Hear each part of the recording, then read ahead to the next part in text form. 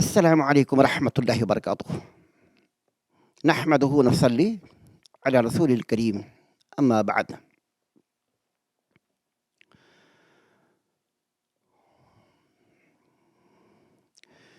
صلاة العيدين، عيد الفطر وعيد الأضحى، مشروعة بالكتاب والسنة وإجماع المسلمين.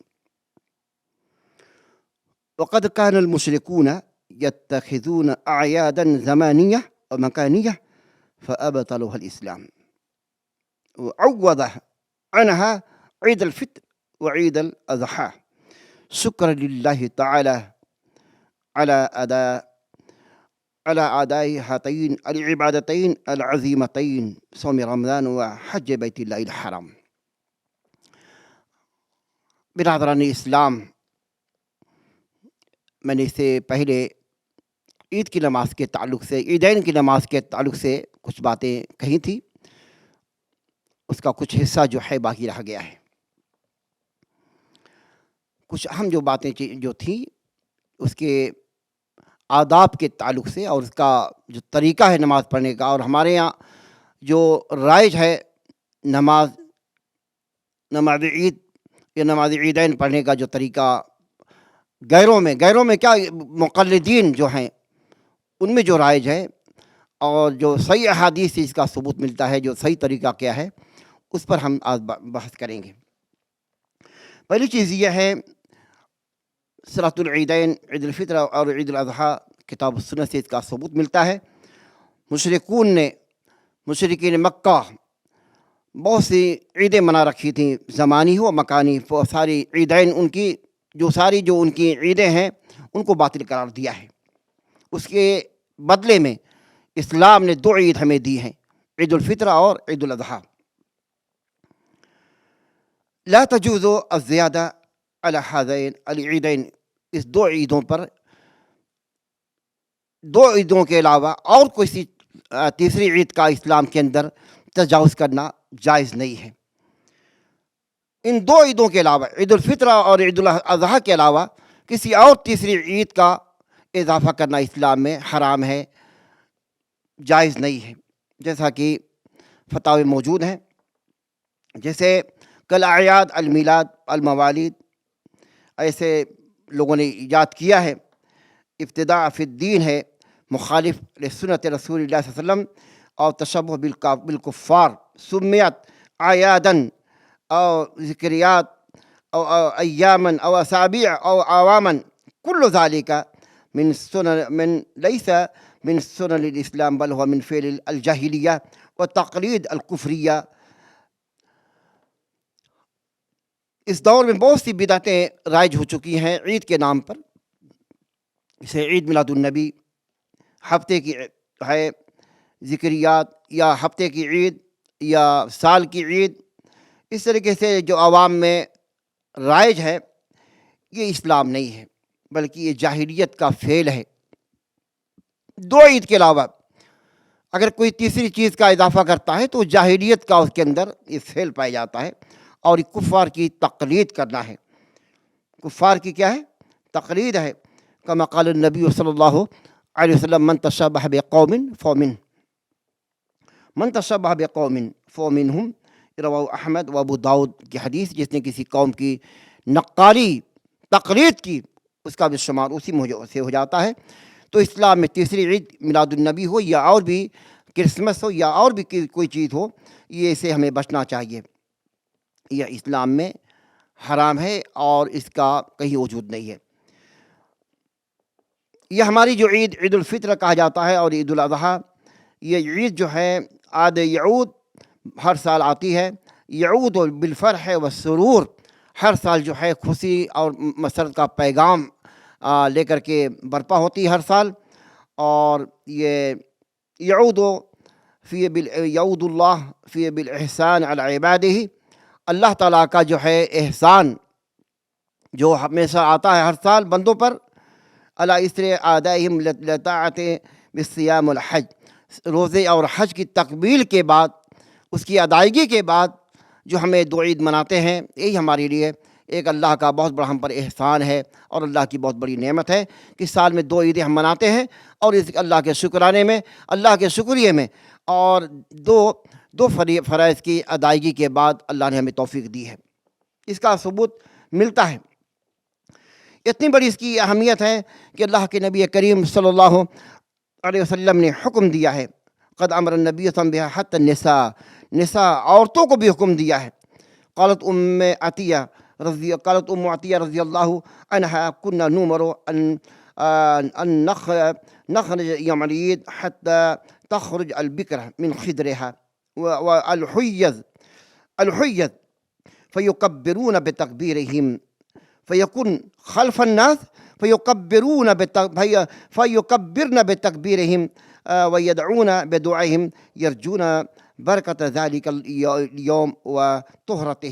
یہ اس کا مقصد ہے، جس کو امام بخاری نے نقل کیا۔ ام عطیہ بیان کرتی ہیں کہ ہمیں حکم دیا گیا ہے، ہم کو کنا نؤمر، یعنی ہم کو حکم دیا گیا ہے کہ عید کے دن ہم نکلیں اور اپنے اور عورتوں کو، باقرہ جو عورتیں ہیں، جو حائضہ ہیں، کنواری ہیں، حائضہ ہیں، وہ بھی نکلیں، جا کر کے پیچھے رہیں، خلف الناس پیچھے رہیں، تکبیرات میں شامل رہیں، تکبیرات میں شامل رہیں، دعا میں شامل رہیں، اور حائضہ جو ہیں نماز نہ پڑھیں، بس دعا میں شامل رہیں۔ یہ اللہ کے نبی کا حکم ہے، ہمیں حکم دیا گیا ہے، جس کو نقل کیا امام بخاری رحمہ اللہ نے۔ عید کی نماز کے لیے نکلنا جو ہے، یہ اسلام کے شاعر کا اظہار کرنا ہے۔ مرد نکلیں، عورتیں بھی نکلیں، اظہار کا، کہا کہ اظہار شاعر الاسلام الخروج لصلاۃ العید و اداء صلاۃ العید علی ھذا اظہار من الجمیع سارے لوگ نکلیں، عورتیں، بچے، بوڑھے، سب لوگ نکلیں۔ یہ نکلنا جو ہے اسلام کے شاعر کا اظہار کرنا ہے۔ من اعلام الدین الظاہرہ، دین جو ہے، دین کے ظاہری جو ہے ان کو دین کے ظاہری جو اصول ہیں اس کا اظہار کرنا، اس کا اعلان کرنا ہے۔ یہ مقصد ہے، دین کو ظاہر کرنا ہے، دین کو پھیلانا مقصد ہے۔ دین کے شاعر کا جو ہے امت کے اندر، دنیا کے اندر چرچا کرنا اس کا مقصد ہے۔ اللہ کے نبی کریم صلی اللہ علیہ وسلم نے اول صلاۃ صلاح للعید یوم الفطر من السنہ الثانیہ من الہجرہ، دوسری ہجری کو اللہ کے نبی نے سب سے پہلی جو عید کی ہے وہ عید الفطر کی عید ہے۔ تو یہ اس پر صحابہ کرام نے اس پر ہمیشگی اختیار کی ہے اور کبھی اس کو نہیں چھوڑا ہے۔ تو ہمیں بھی اس کا اہتمام کرنا چاہیے کہ سارے لوگ جو ہیں اللہ کے اس شاعر کے اظہار میں، مرد بھی نکلیں، عورتیں بھی نکلیں، ہمارے ساتھ عورتیں حائضہ بھی وہ بھی نکلیں۔ لیکن یہ کہنا کہ عورتوں کا عیدگاہ جانا، مسجدوں میں جانا، یہ جائز نہیں ہے۔ آپ دیکھا ہوگا جو جامع مسجد دہلی، انڈیا کے اندر جامع مسجد افطار کا جو انتظام کیا گیا ہے، پوری عورتیں بھری پڑی ہیں افطار کے لیے۔ آپ دیکھیے، اور پوری عورتیں، وہاں فتنہ فساد نہیں ہوتا۔ بتا رہا ان مقلدین کو جا کر کے دیکھیں، دہلی کے اندر جامع مسجد میں ساری عورتیں ہیں، بھری پڑی ہیں، کس حالت میں ہیں، کیسے، بس افطار کے لیے آئی ہوئی ہیں۔ مسجدوں میں افطار کے لیے آئیں، یہ منع نہیں ہے، لیکن نماز کے لیے عیدگاہ جانا، نماز کے لیے اور مسجدوں میں آنا، یہ فتنہ ہوتا ہے، فساد ہوتا ہے ان جاہلوں کے نزدیک، ان مقلدین کے نزدیک، چاہے فرقہ بریلیہ ہو یا دیوبندیہ ہو، سارے کے نزدیک ایسی ہوگی۔ عورتوں کا مسجدوں میں آنا، عیدگاہ میں آنا فتنے کا باعث ہے۔ یہاں جا کر کے دیکھیے، ہجوم ہے عورتوں کا، ہجوم عورتوں کا ہے افطار کے لیے۔ پورے دہلی شہر کی عورتیں جا کر کے جمع ہیں، افطار صائم کا کوئی انتظام کیا ہے؟ استغفر اللہ۔ تو ان کی کھوپڑی الٹی ہوتی ہے، اس لیے کہا جاتا ہے مقلد جو ہے جاہل ہوتا ہے اور سنت سے بہت دور ہوتا ہے۔ عید کی نماز جو ہے مناسب یہی اور مستحب یہی ہے کہ صحرا میں ادا کیا جائے، لأن النبی صلی اللہ علیہ وسلم کان یصلی العیدین فی المصلی الذی علی باب المدینہ، کیونکہ نبی کریم صلی اللہ علیہ وسلم عید کی نماز جو ہے مسجد سے ہٹ کر کے مصلی میں ادا کرتے تھے، جو مدینے کے دروازے کے قریب، جو علی باب المدینہ، مدینے کا جو دروازہ ہے وہاں پر مصلی مسجد نبوی کا، اس کے باہر کوئی جگہ تھی، وہاں پر آپ نماز ادا کرتے تھے۔ کان نبی صلی اللہ علیہ وسلم یخرج فی الفطر والاضحیٰ فی المصلی، کہ نبی صلی اللہ علیہ وسلم عیدین کے لیے، عید الفطر اور عید الاضحیٰ کے لیے، مصلی کے لیے، عیدگاہ کے لیے نکلتے تھے۔ متفق علیہ۔ ولم ينقل انه صلى في المسجد لغیر عذر کہیں کوئی ثبوت نہیں ملتا ہے، کوئی نقل نہیں کہ آپ نے عیدین کی نماز جو ہے مسجد میں پڑھی ہو، مگر عذر شرعی کے، اگر طوفان ہے، بارش ہے، مطر ہے یا غبار ہے تو آپ نے پڑھی ہو، لیکن کوئی ثبوت نہیں ہے کہ آپ نے عیدین کی نماز بلا عذر شرعی مسجد میں آپ نے پڑھی ہو سوائے مصلی کے. لأن الخروج إلى الصحراء لحيبة المسلمين والإسلام وأظهر لشعائر الدین، یہ اسلام کے شعائر کا اظہار کرنا ہے، اسلام اور مسلمان اور دین اسلام کی شعائر کا جو ہے اظہار کرنا ہے، یہ صحرا میں نکلنے کا مقصد ہے کہ نکلا جائے.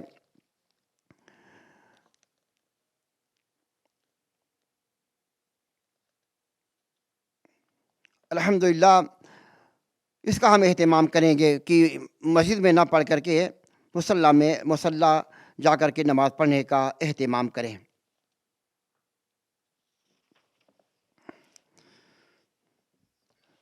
سنت طریقہ یہی ہے کہ تقدیم صلاۃ ضحیٰ جو ہے عید الاضحیٰ کی نماز جو ہے مقدم کر کے پڑھا جائے، تھوڑا جلدی پڑھا جائے، اور تاخیر صلاۃ الفطر اور عید الفطر کی نماز جو ہے اگر مؤخر کر کے پڑھا جائے تو کوئی حرج کی بات نہیں، یہ بھی ثابت ہے. لما ان نبی صلی اللہ علیہ وسلم كتب الى عمرو بن حزم انه عجل الاضحى واخر الفطر كما ذكر الناس. یہ نقل کیا امام شافعی رحمہ اللہ اپنی مسند کے اندر کہ اللہ کے نبی کریم صلی اللہ علیہ وسلم نے عمرو بن حزم جو گورنر تھے ان کی طرف خط لکھا تھا کہ عید الاضحیٰ کی نماز جو ہے جلدی پڑھنے کا اور عید الفطر کی نماز جو ہے تاخیر سے پڑھنے کا. تو یہی طریقہ یہی ہے کہ عید الفطر کی نماز دیر کر کے پڑھیں گے. سنت طریقہ یہی ہے ان یاکل قبل خروج لصلاۃ عید الفطر تمرات، کہ کچھ کھا لیا جائے عید کی نماز سے نکلنے سے پہلے کچھ کھا لیا جائے، تمرات وغیرہ. لا یطعم یوم النحر، قربانی کے دن قربانی کی جو عید ہوتی ہے عید الاضحیٰ اس میں نہ کھائے جائے. کان النبی صلی اللہ علیہ وسلم لا یخرج یوم الفطر حتی یفطر ولا یطعم یوم النحر حتی یصلی، رواہ احمد. رسول اللہ صلی اللہ علیہ وسلم نے عید الفطر کے دن جو ہے تمر کھجور کھا کر کے 1 ہو یا 3 ہو یا 5 ہو یا 7 کھا کے نکلتے تھے، لیکن عید الاضحیٰ کے دن جو ہے قربانی کے گوشت سے افطار کرتے تھے. وہاں کچھ کھانا صحیح نہیں ہے، قربانی ہو جائے اس کے گوشت سے افطار کرنا چاہیے. سنت طریقہ یہی ہے کہ امام سے قریب بیٹھا جائے، اور یہ ہے کہ یہ بھی سنت ہے یتجمل المسلم لصلاۃ العید، مسلمان جو ہے عید کی نماز کے لیے اچھا لباس پہننے کا اہتمام کرے.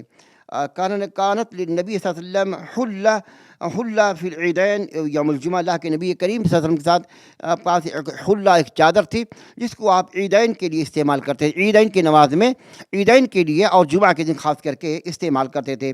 رواہ ابن خزیمہ فی صحیح ابن خزیمہ نے اس کو روایت کیا ہے. سے عبداللہ ابن عمر انہ کان یلبس فی العیدین احسن ثیاب، کہ عبداللہ ابن عمر جو ہے عیدین کے دن اچھا لباس پہننے کا اہتمام کرتے تھے.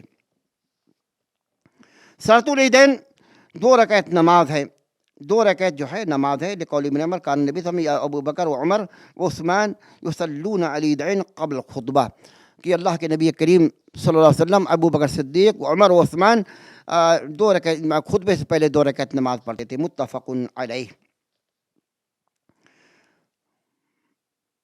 صلاۃ العیدین رکعتان باجماع المسلمین، مسلمانوں کے اجماع کے ساتھ اجماع ہے کہ 2 رکعت نماز ہے. ان النبی صلی اللہ علیہ وسلم خرج یوم الفطر فصلى رکعتین لم يصلی قبلها ولا بعدها، اس سے پہلے اس کے بعد کوئی سنت کوئی نوافل پڑھنے کا اہتمام آپ نے نہیں کیا ہے، 2 رکعت آپ نے نماز بس پڑھی ہے.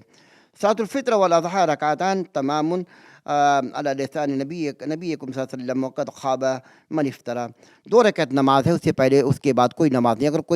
اگر کوئی جو ہے اگر کوئی زیادہ کمی بیشی کرتا ہے تو اللہ کے نبی پر الزام عائد کرتا ہے. اس سے پہلے کوئی نماز کوئی سنت نہیں ہے. اس نماز کے لیے کوئی اعلان، کوئی اذان، کوئی اقامت نہیں ہے. عید الفطر اور عیدین کی نماز کے لیے کوئی اقامت کوئی نہیں ہے، اور اس کا طریقہ پڑھنے کا یہی ہے یکبر فی رکعۃ الاولی بعد تکبیرۃ الاحرام، بعد تکبیرۃ الاحرام 7 تکبیرات او 6 تکبیرات. اور فی رکعۃ الثانیہ، اور فی رکعۃ الثانیہ جو ہے کبر خمسا فی الآخرہ. پہلی تکبیر کے اندر تکبیر تحریمہ کے بعد 7 تکبیر کہی جائے یا 6، بعض لوگوں نے کہا کہ 6 اور یہ تکبیر تحریمہ کو لے کے 7 ہو جاتی ہے، لیکن یہی صحیح ہے کہ تکبیر تحریمہ کے علاوہ 7 تکبیر کہا جائے، تکبیرات زوائد کہا جاتا ہے۔ ويكبر في الركعة الثانية قبل القراءة 5 تکبیرات، قبل القراءة 5 کا تکبیرات، یعنی پہلی تکبیر کے اندر 7 تکبیر ہیں، اور دوسری رکعت کے اندر سورہ فاتحہ سے پہلے 5 تکبیرات کہنے کا اہتمام کرنا چاہیے، جیسا کہ ان النبی صلی اللہ علیہ وسلم کبر فی عید 12 تکبیرہ 7 فی الاولی و 5 فی الآخرہ، رواہ احمد ابن حنبل و ابو داؤد و اسناد حسن۔ رسول اللہ صلی اللہ علیہ وسلم نے پہلی تکبیر میں 7، یعنی پہلی رکعت میں، پہلی جو رکعت ہے اس میں 7 تکبیر، اور دوسری رکعت کے اندر 5 تکبیر سے آپ نے نماز پڑھی، 7 5 12۔ یہ ہے احادیث سے اس بات کا ثبوت۔ مقلدین کے نزدیک جو ہے 3 ہی کافی ہے، یعنی 3 ہی کافی ہے، ان کو تکبیر سے بھی نفرت ہے، مقلدین کو اتنے جاہل ہوتے ہیں۔ تکبیر اللہ کی بڑائی ہے، اس میں بھی کٹوتی کرتے ہیں، یعنی اللہ کی بڑائی بیان کرنے سے بھی ان کو نفرت ہے، ان مجرمین کو۔ تکبیرات کے اندر کہا کہ فتاویٰ ہمارے سامنے موجود ہے، ابن عثیمین اور ابن باز اور صالح فوزان محدثین کا، کہ یرفع یدیہ مع کل تکبیرۃ، ہر تکبیر کے وقت رفع الیدین کرنا چاہیے، لأنہ صلی اللہ علیہ وسلم کان یرفع یدیہ مع تکبیر، کیونکہ رسول اللہ صلی اللہ علیہ وسلم اپنے ہاتھ کو اٹھاتے تھے، تو اٹھانا جو ہے ایسے ہی عبداللہ ابن عمر بھی اٹھاتے تھے جنازے کی نماز میں، لیکن اسی سے استدلال کرتے ہوئے لوگوں نے کہا کہ ہر تکبیر کے وقت رفع الیدین کرنا یہ اللہ کے نبی سے ثابت کرنا چاہیے۔ تکبیرات کے وقت تکبیر اللہ اکبر کبیرہ، یسن ان یقول بین کل تکبیرتین، یہ بھی سنت طریقہ ہے کہ ہر تکبیرتین یقول بین تکبیرتین اللہ اکبر کبیرہ الحمدللہ کثیرہ سبحان اللہ بکرۃ و اصیلا، ایسا بھی لوگوں نے لکھا ہے، لیکن واللہ عالم اس کے بارے میں کوئی حدیث ہمارے سامنے نہیں ملی ہے، لیکن کہ بعض سلف نے اور اس زمانے کے جو خلف ہمارے علماء ہیں انہوں نے کہا کہ سنت ہے کہ ہر تکبیر کے درمیان اللہ اکبر کبیرہ والحمدللہ کثیرہ و سبحان اللہ بکرۃ و اصیلا کہا جائے، لیکن اس کی واضح ہمارے سامنے کوئی دلیل نہیں ہے۔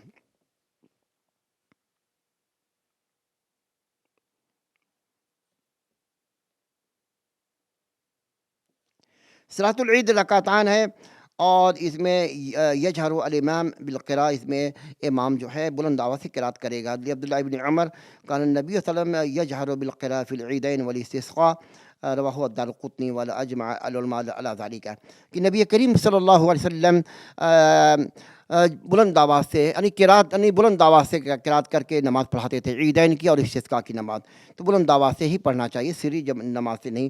اور یہ طریقہ پڑھنے کا کیا ہے، اس میں کون سی قرات پڑھی جائے؟ یقرأ فی الرکعۃ الاولی سبح باسم ربک الاعلی بعد الفاتحہ، ویقرأ فی الرکعۃ الثانیہ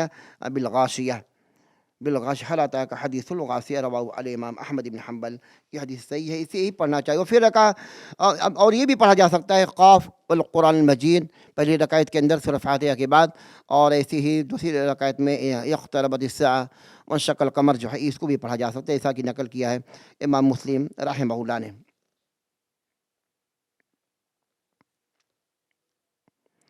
ایسے ہی امام جب اذا سلم من الصلاۃ خطبتین یجلس بینہما، رواہ عبید اللہ بن عبداللہ بن عتبہ قال السنہ ان یخطب الامام فی العیدین خطبتین، سنت طریقہ یہ کہ امام جو ہے 2 خطبہ دے، یفصل بینہما بالجلوس، رواہ الامام شافعی رحمہ اللہ، اس کے درمیان جو ہے بیٹھے، تھوڑا سا بیٹھنا بھی ثابت ہے۔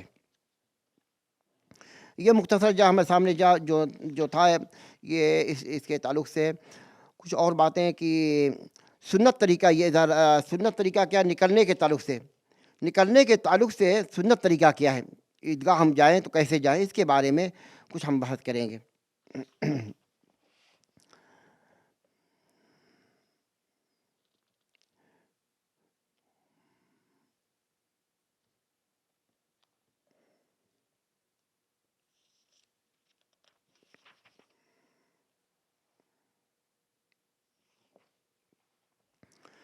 سنت جو طریقہ ہے کہ ایک مصلی جو عیدگاہ جا رہا ہے تو جو ہے ایک راستے سے جائے اور دوسرے راستے سے واپس آئے، یہ نبی کی ایک سنت ہے، نبی کا ایک طریقہ ہے، ہمیں اس کو نہیں بھولنا چاہیے۔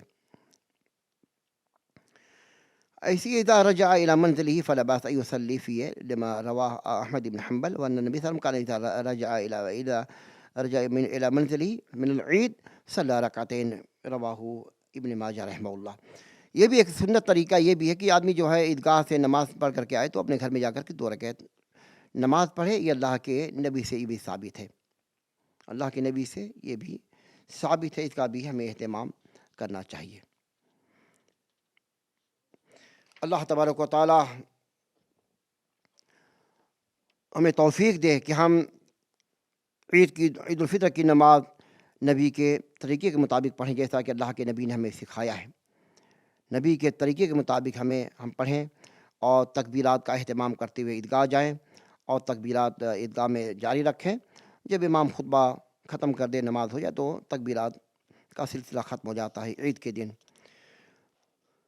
یہ ہمارا تہوار اظہار السرور، خوشی کا دن ہے۔ ہمیں خوشی منانا اسلام کے دائرے میں رہ کر منانا چاہیے۔ اور عید ہم کیسے منائیں گے؟ عید وہی ہے کہ اللہ کی ہم تعریف کریں، اس کا شکریہ ادا کریں۔ اللہ نے ہمیں بہت بڑے فریضے سے کہ تکمیل کے بعد اس کے شکرانے میں شکریہ جو ہے اللہ کا ہم کیسے کریں، سارے مسلمان جانتے ہیں۔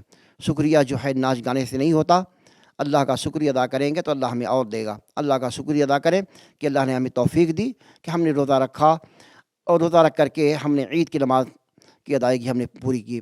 اللہ تعالی ہم مسلمانوں کو توفیق دے کہ ہم عید اسلام کا جو عظیم تہوار عید الفطر ہے ہم پر سایہ فگن ہے، اللہ ہمیں اس کا استقبال کرنے کی توفیق عطا فرمائے۔ ھذا من عندی، السلام علیکم ورحمۃ اللہ وبرکاتہ۔